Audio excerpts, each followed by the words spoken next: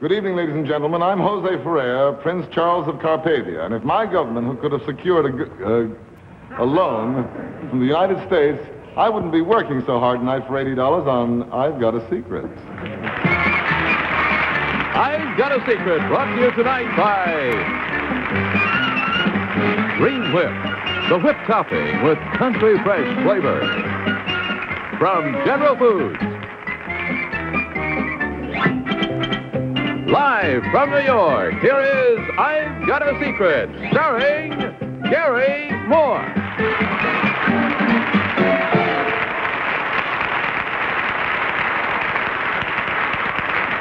Thank you. Good evening and welcome to another edition of I've Got a Secret. I think I should say a word or two about that handsome outfit that Jose Ferrer was sporting there a moment ago. You see, he's appearing right across the street from us at the Broadway Theater in The Girl Who Came to Supper. And, of course, he has to be ready in costume for his entrance when the curtain goes up as soon as we're off the air. I think we go off at 8:30 New York time, and his curtain rises about 8:32, and he's on there right at the top. So, now, onward and upward, let us meet the royalty on our panel. First, there's His Royal Highness, the Prince of Pittsburgh, Bill Cullen. Next, Her Majesty, the Empress of Englewood, Betsy Palmer. And His Royal Highness, Henry V, direct descendant of Henry IV. And finally, good Queen Bess Myers.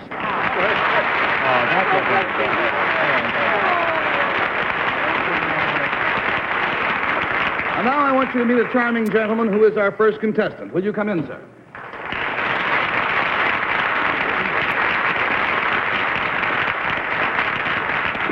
Will you tell our panel, please, what your name is and where you are from? My name is Daniel Garcia from Cotulla, Texas. This is Mr. Garcia from Cotulla, Texas. Mr. Garcia, if you whisper your secret to me, we'll show it to the audience at home.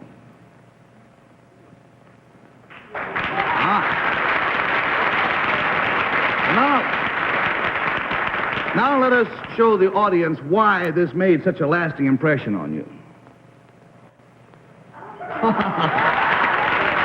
That's a distinct. Panel, the clue concerns something that happened to Mr. Garcia when he was a boy, and we'll start right at the top with Bill Cullen, please. Was this, Mr. Garcia, a physical thing that happened to you? Yes, sir.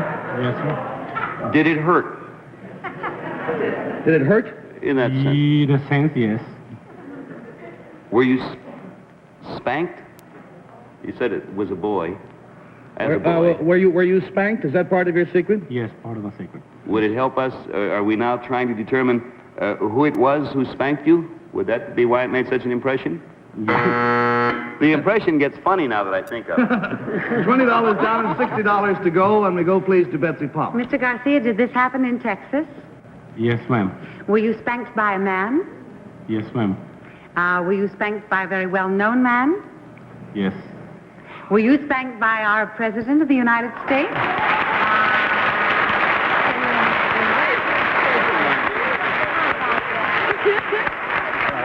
That, however, is only, that's the last half of the secret. Oh, you were kissed before you were spanked. No. $40 down, $40 to go. We go, please, to Henry Morgan. I'd like to go back to Betsy. Why? That's a beaut. Well, Mrs. Johnson could have given him a kiss. Let's go back to Betsy. I'd rather forge ahead. Mr. Garcia, when Gary said that was half the secret, is it the first half? It's the second. That's the second half. Blank, and I was spanked by the president? Mm-hmm. Were you working for him at the time? No, sir. Were you in his house? No, sir. Had you been stealing from him?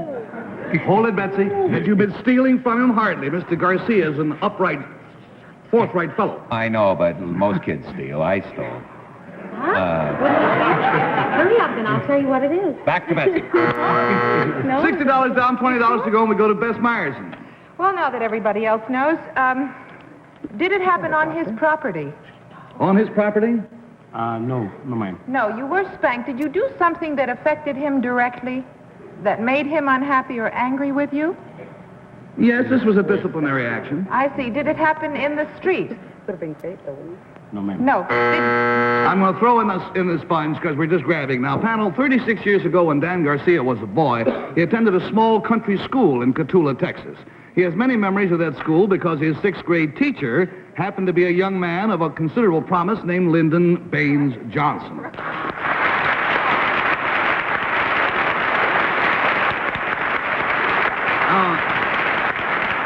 Mr. Garcia, after 36 years, most people don't remember too many of their grade school teachers. Do you think that you would have remembered Mr. Johnson as a teacher, even though if he had not become as famous as he has? Yes, sir, I would.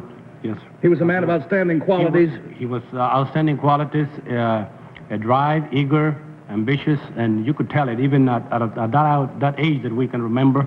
I can imagine what we used to think about him at that early age, and we could see that he was an outstanding man with lots of drive and energy in going up for the top of his activities in discussing the president at that time as a school teacher, Mr. Garcia said that he changed the entire atmosphere of the school when he came in. It had been a small school. As a matter of fact, the 4th, 5th, and 6th grades were all taught in this one room by Mr. Johnson, one room for 3 grades. And he said that it had been the kind of morale was kind of low. They felt like a small school, neglected. But he came in and he changed all that, and he put in all sorts of activities above and beyond what he was called upon to do.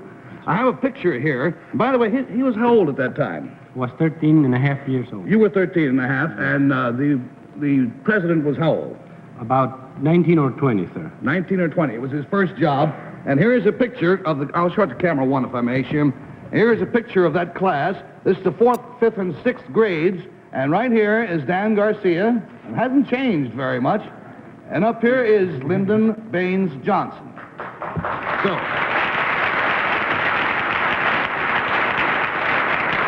you have seen the president since those school days, have you not? Yes, Mr. Moore. We saw him about a year ago, last Christmas. And officials of the county and myself. Let me tell you, your town is very proud of you, too, along with the president, because we got a lot of wires from the Chamber of Commerce and all sorts of friends down there. Thank you, Mr. Moore. Right. And with this, I'm getting signals. Find out why?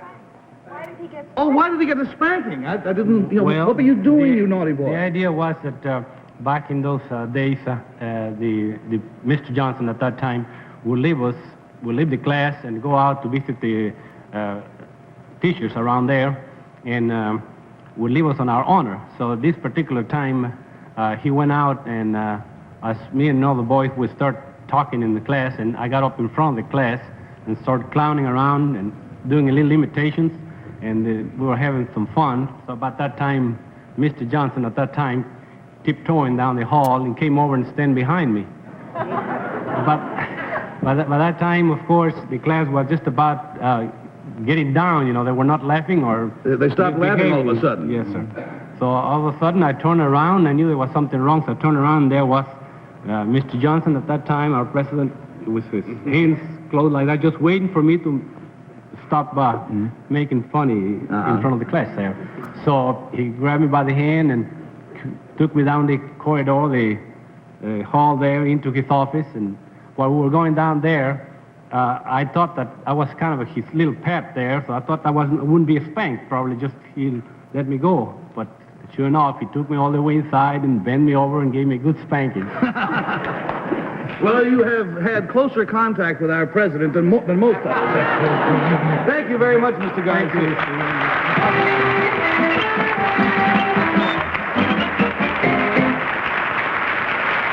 We'll be back with you again in just a moment, but first let's watch this.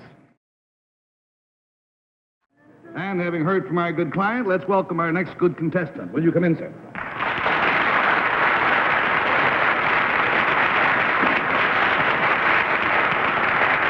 You tell our panel, please, what your name is and where you're from.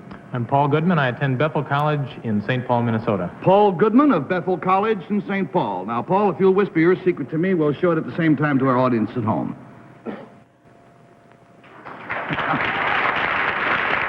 Wait, there's more. Tell me the rest of it. All right. Panel, Mr. Goodman's secrets involves something he did to win a contest, and we'll start the questioning with Henry, if you don't mind, Henry. And if I do? Then we'll start with Bess. I don't mind. Mr. Goodman, St. Paul, was it, let's see, they do a lot of winter sports there. Does it have anything to do with winter sports? No. Oh, bless me. A lot of lakes around there. Water sports? No.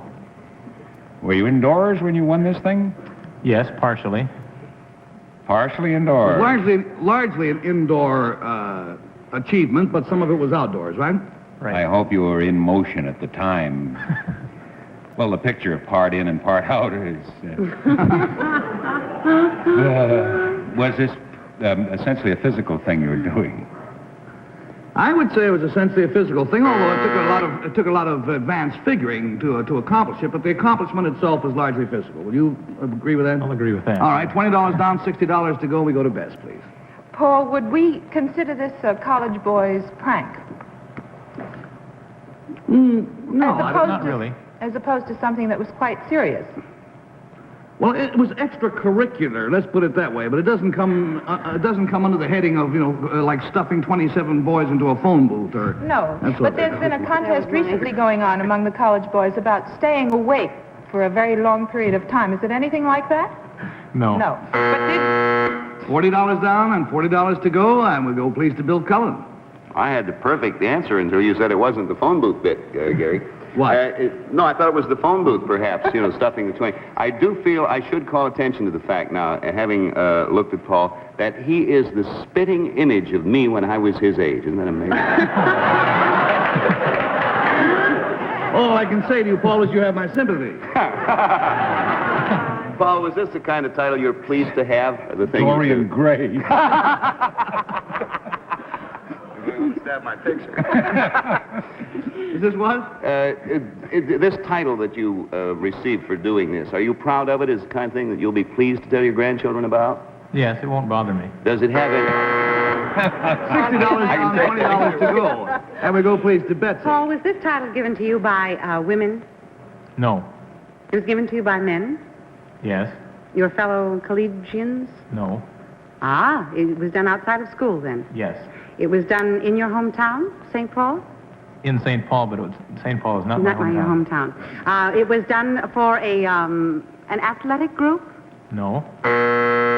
Well, panel, as you will soon see, this is a very enterprising young man indeed. He recently entered and won a cookie baking contest. But now what makes it unusual is not the fact that he is a man and that he won the contest, or even that his recipe was particularly different or new or tasty. The contest was based on the size of the cookie. So if we open the curtains, you will understand why his winning entry tips the scales at a light and fluffy 2,300 pounds. What? There's his cookie.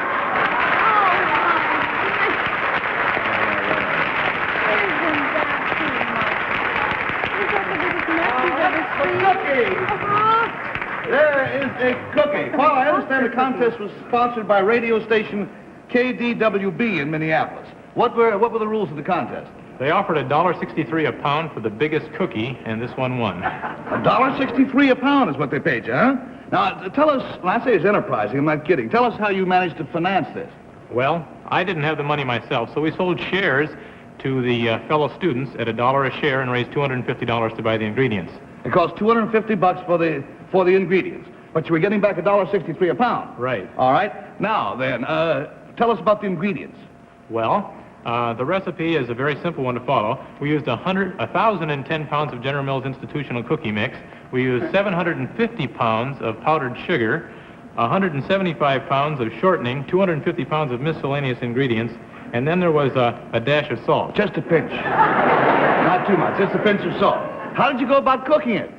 Well, we baked it in large ovens at 18 by 24 by half-inch high squares that weighed 5 pounds apiece. There were about 220 of these. Oh, boy. Then how'd you get it all put together? Well, we put it together on the back of a truck. On the back of a truck and took it to the contest that way, huh? Right. It's really, I haven't tasted it. It looks great, though. May I take a piece? Certainly. Little piece broken off there.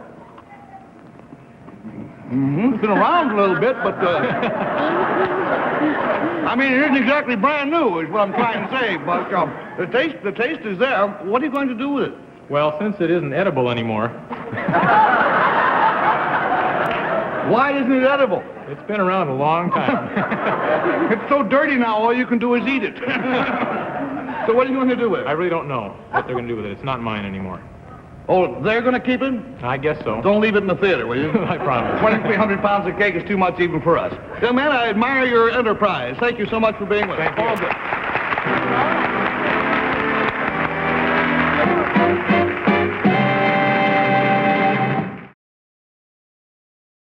And now it is time to meet our special guest for the evening, the star of The Girl Who Came to Supper, which is playing right across the street from us.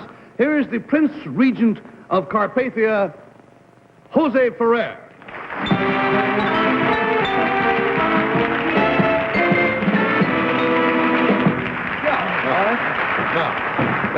Look at this, because he's all, the curtain goes up in a very few minutes on the play. You make me feel positively naked standing out here in all your splendor. Gary, have a medal.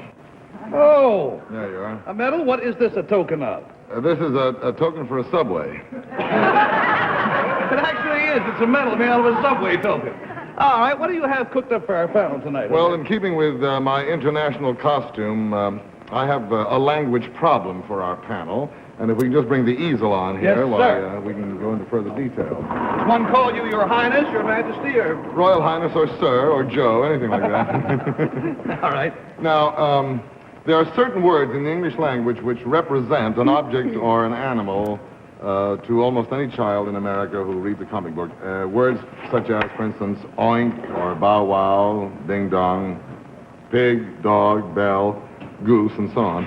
And we're going to give you a little problem tonight about corresponding words in other languages, see if you can guess the English equivalent. For instance, honk, which represents the sound of a goose in English, in Norway is gak.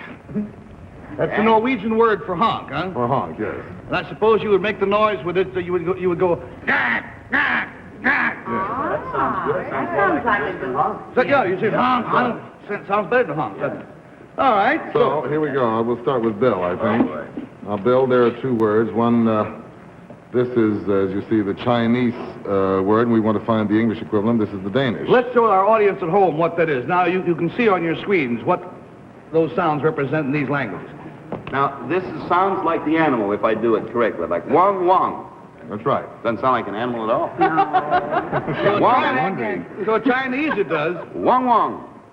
Wong wong. Pretty good. Wong wong. A donkey. No, it's close. It's a smaller animal. Try this one. Vav vav. Yes.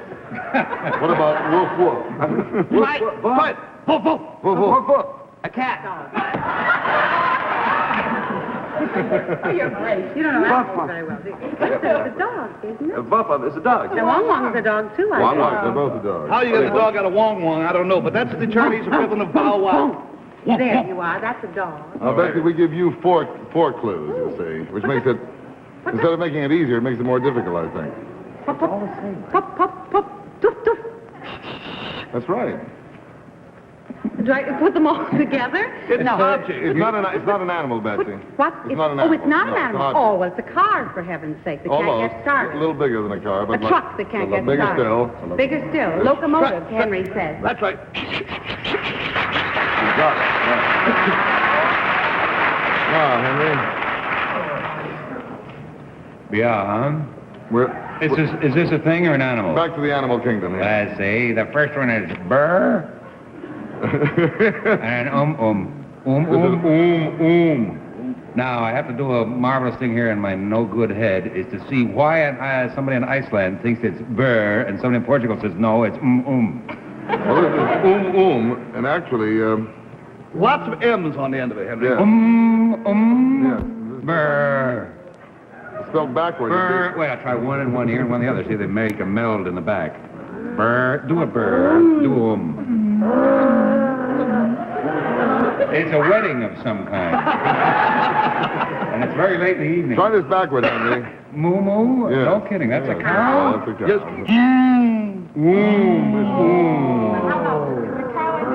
They have cows in Iceland? That's marvelous. Well, that cow is very cold, you see. Frozen burr. Now, Bess, this is a comparatively easy one, don't you think, Jose? Yes, this is an easy one. This is a child. Kiki. Kikiriki. Is this an animal, sir? Yes, it's a feathered creature. A feathered. I Little thought it's friend. chicken. Yeah, sort of. Yes, sort of a chicken or a Kikiriki. rooster. That's Cock-a-doodle-doo. Yeah, rooster.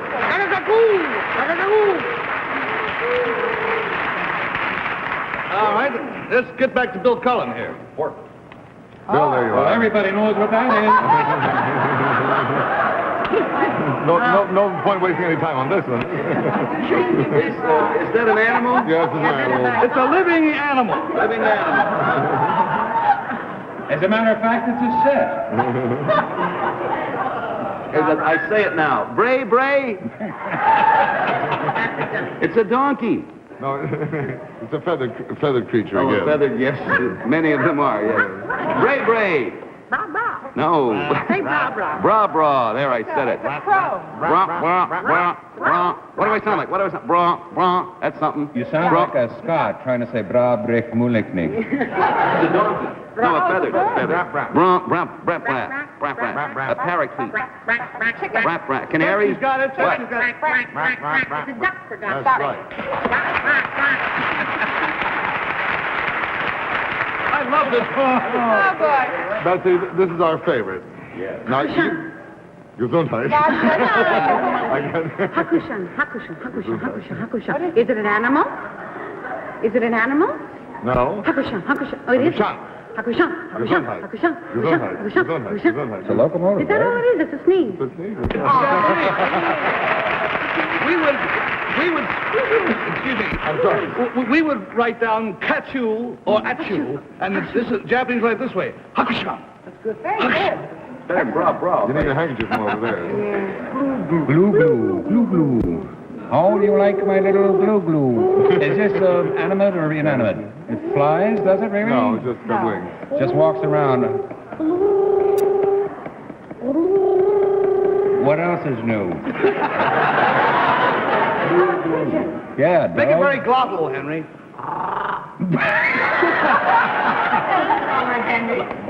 I can't do this. I can't do it very well either. Is it edible? Yes, very much so. I'll take one. Very edible. It sounds, that's as close as we can come. It's something like a pigeon or a dove. Very edible around November. The Thanksgiving glue glue. Oh, it's a turkey. Is that what a turkey says? No, they say gobble, gobble, gobble, gobble.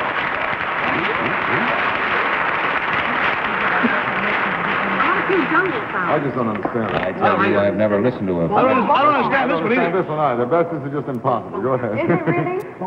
Bon bon. Now, what is it? This is a small little creature with feathers. A small little Feathers? creature with feathers. I don't mean feathers, I mean wings. Thank you. With wings. No Bon feathers, bon. but wings. No feathers, but wings. Is it a domesticated bird? It can be, but it isn't generally No. considered such. Bon bon. It is not feathered, Jose said. No, it has wings, with but it wing is ends. not a feathered creature. It's a drake. Yeah. An insect it is. It's a mosquito. No, It's a it can- bumblebee. Yes. Yes.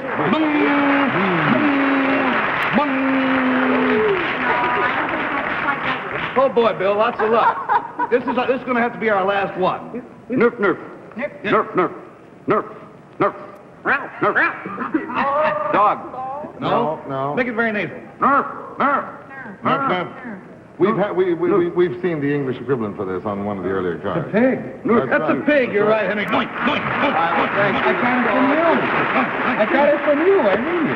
There are some more. This has been a kind of a fascinating demonstration, but I've just been given the word, Jose, that our time is up. It has been a joy having you with us. I know Thank you're you, Gary. I very just want you to busy. see what you missed, Destiny. That's a snore. That's a It's a pussy snore. cat. It's a snore, indeed. Is it a snore? Large hand, large thank you for Jose Ferrer.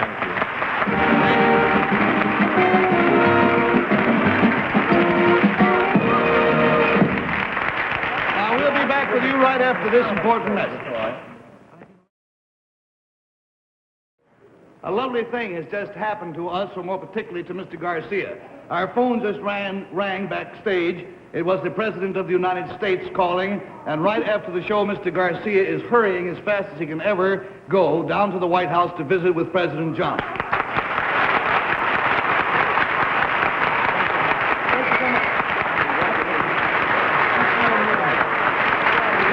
Hit him back. I must say it. The big thrill's got me kind of worried. Mr. President, sir, who's running the country? Thank you, sir, indeed. Betsy, quite hurriedly, we have to bid you farewell to Phoenix, where you're going to open in the Phoenix Theater next week, right?